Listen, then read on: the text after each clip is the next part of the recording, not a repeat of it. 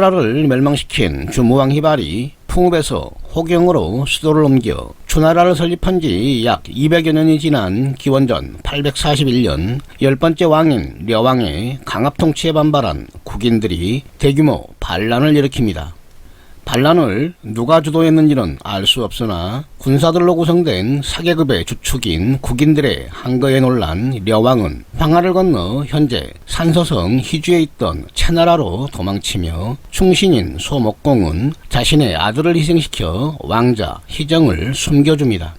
그런데 여기서 아주 묘한 일이 발생하는데 옛 상나라의 수도인 대읍상을 봉지로 받은 강숙의 혈족인 위무공이 군사를 이끌고 호경에 입성한 후 제후들과 신료들의 추대를 받아 국정을 책임지는 초유의 사태가 발생하게 됩니다. 천자를 대신해 주나라를 통치한 위무공은 주무왕 희발의 동생인 희봉의 후손으로 이름은 화이며 그의 자기는 현재 하남성 휘연을 봉지로 받은 공백이었기 때문에 역사에서는 이를 공백화시대 또는 공화시대라고 부릅니다. 그렇다면 국인들은 왜 반란을 일으켰을까요? 그리고 반란의 주모자는 따로 없었을까요? 군사를 이끌고 호경에 입성한 위무공이 간왕을 칭하고 행사한 통치 권력을 왜 제후들은 막지 않았을까요? 오늘은 국인의 반란을 피해 왕이 종묘를 버리고 도망친 희대의 사건이자 봉건제의 근간인 종법을 대표하는 대종이 충성을 맹세한 신하이자 일개 제후에 불과한 소종에게 권자를 찬탈당한 역사적 사건을 통해 서서히 망조가 들어가는 주나라 역사 한 자락을 엿보고자 합니다. 재밌게 보시고 내용이 괜찮으면 좋아요, 구독 부탁드립니다. 일찍이 섭정과 삼감의 난을 진압하면서 권력자로 등장한 주공단은 수도이자 종주인 호경을 옛 상나라 유민과 이민족으로부터 보호하기 위해서는 두 번째 수도가 필요하다 판단하고 나급을 건설하였는데 사기 주본기에 따르면 희주 세력이 영원히 집권하는 불멸의 시족국가를 만들기 위해 창조적이고 주도면밀한 설계를 했다고 알려져 있습니다. 주공은 천하의 모든 땅은 주나라 왕실 소유라는 왕토 사상을 내세워 땅을 나눠주고 신하로 삼는다는 봉건 질서를 만들어 왕과 제후의 관계를 공통의 조상을 모시는 한 집안으로 규정하는 종법 질서와 함께 공납과 군역의 의무를 져야 조세 제도를 시행합니다. 또한 종주인 호경을 중심으로 사방 천리 이내의 땅을 왕이 직접 관리하는 영토인 전복으로 지정하고 이곳에 봉지를 가지고 있던 이성 제후들을 전부 쫓아내는데 좌전 기록에 따르면 제나라, 신하라, 주나라, 기나라, 임나라, 설나라 등 산동성에 있던 제후국이 이들의 후예인 것으로 보입니다. 당시 주나라 왕실은 전복에서 거둬들이는 공납과 제후들이 제공하는 곡물을 바탕으로 종주인 호경을 희성 직계혈족이 거주하는 내성과 경, 대부, 사집단이 거주하는 외성으로 구분하였는데 외성구역에 살던 사람들이 국인의 시초입니다. 종법에 기반한 주나라 왕실의 봉건 질서는 대를 이어 소종과 반계혈족이 계속 늘어나자 어쩔 수 없이 전복의 땅을 분봉할 수밖에 없었으며 이로 인해 국인들의 숫자는 크게 늘어나고 국고의 원천이던 공납이 계속 줄어들게 되는 악순환이 반복됩니다.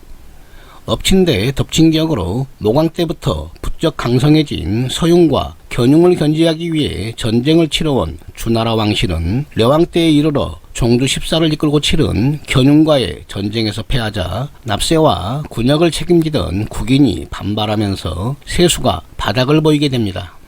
위기를 느낀 려왕은 기원전 844년 제후인 궤공장보와 영의공을 등용하여 그동안 봉지로 와사했던 전복의 토지를 모두 왕실 소유로 귀속시키는 정치적 결단을 하게 되는데 강제로 농지를 빼앗긴 국인들의 반발이 극심해지면서 왕실과 대립구도를 형성하게 됩니다.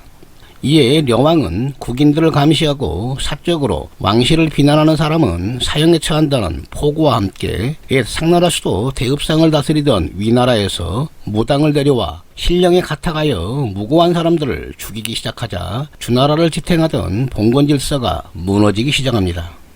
이에 대해 사마천은 백성에게 입이 있는 것은 마치 땅에 산과 강이 있어 재물이 여기에서 나오는 것과 같은데 그들의 입을 막으면 얼마나 오래 가겠습니까? 계속 백성의 입을 막으면 제후들이 따르지 않고 결국에는 나라가 망할 것입니다라고 기록하며 려왕의 강압적인 통치를 비판합니다.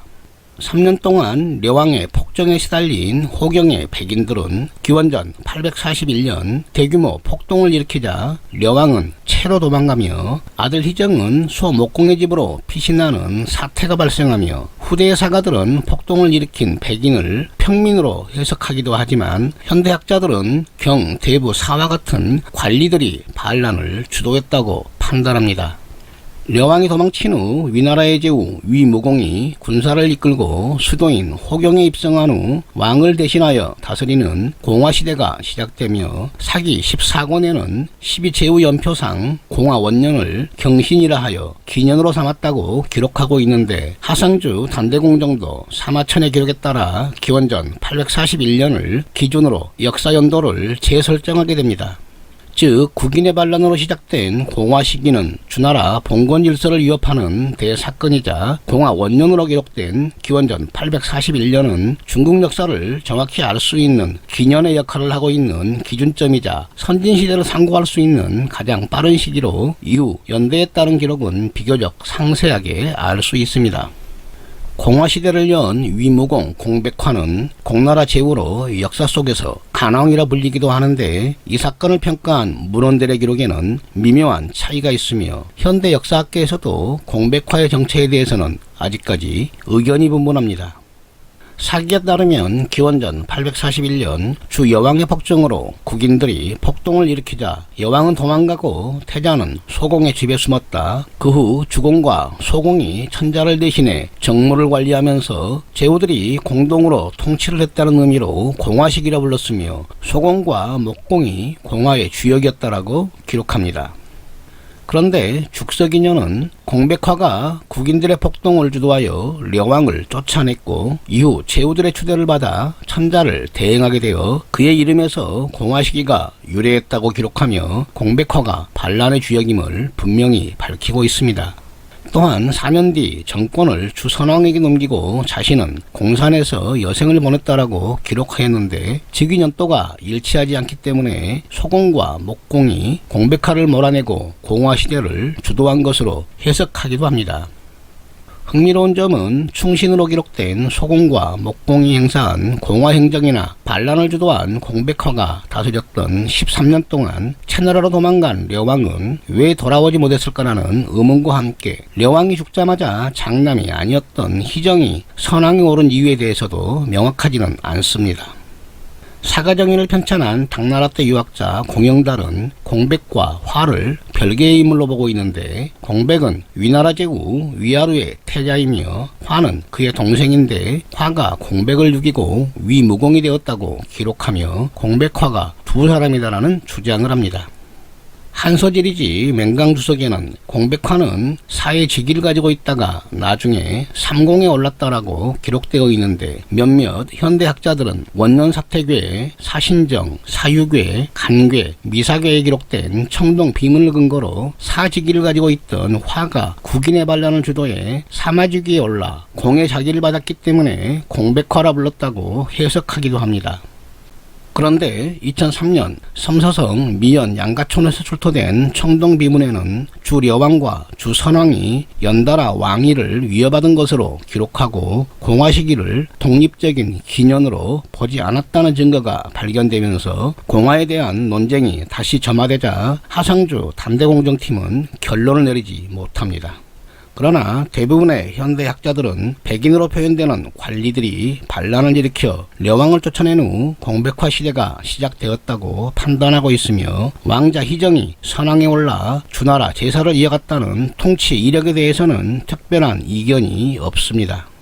왕위를 이어받은 주선왕은 다시 군사를 이끌고 견운정벌에 나섰으나 대패했으며 그가 죽자 봉화사건을 저지른 문제에 유왕이 승계하였는데 망국의 책임을 더 씌우기 위해 거왕의 애첩 메이나 주왕의 애첩 달기처럼 포설하는 경국지색의 여인이 다시 한번 등장하게 됩니다. 결론적으로 국인의 반란으로 시작된 공화 시기는 주공에 의해 설계된 봉건 질서가 이민족과의 경쟁 체제에 들어서면서 균열이 가기 시작한 것이며, 특히 견윤과의 경쟁에서 점점 밀리기 시작한 려왕의 무리한 정책에 대한 반발로 발생한 것입니다. 또한 사회 자체가 가지고 있던 모순이 심화되고 경제적 이익이 침탈당했을 때 국민들은 분노한다는 역사적 사실과 함께 언론 통제와 같은 방법으로 억압하고 소통을 가로막는 행위는 언제든지 폭발할 수 있다는 교훈을 수천 년 전에 보여준 의미 있는 사건이라 할 수 있습니다.